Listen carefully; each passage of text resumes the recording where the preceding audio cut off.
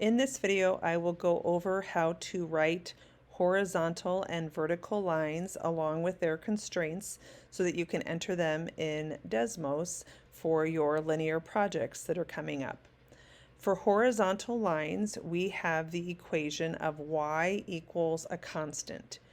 And where do you get that constant from? You get it from the ordered pairs that are making your line. In this case, both y values are negative 28, so our constant is negative 28. And we would type that in as y equals negative 28 in Desmos. Jump down here to line number 18. The two y values in number 18 are negative 12. So our constant is negative 12, and we would type in y equals negative 12 for our line. Now for the constraints, we want to use the x values to constrain our line. Otherwise, the line will go continuously at negative 28. So in order to constrain the line, we are going to use the x values. So I'm going to grab another color here, and negative 20 and negative 16 are my two values that I'm going to constrain the line with.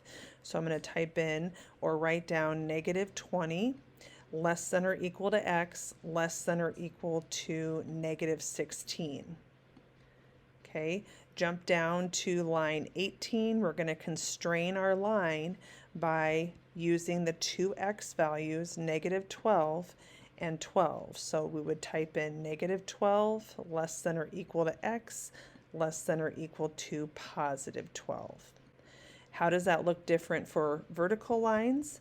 Well, all vertical lines are going to be in the form of x equals a constant. So if you notice on line 25, both of our x values are negative 12.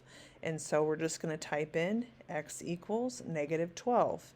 And that will make a vertical line at negative 12.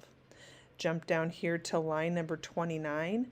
Notice that both x values are negative 4. So negative 4 is our constant. X equals negative 4 is going to be what we type in Desmos to get a vertical line.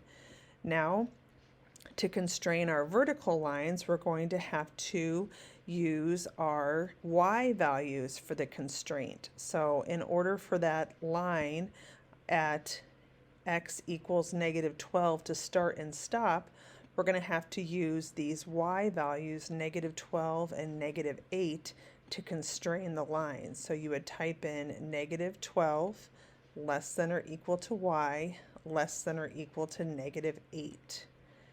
And then if we jump down here to line 29, we're going to constrain that with 48 and 50. We have 48 less than or equal to y less than or equal to 50.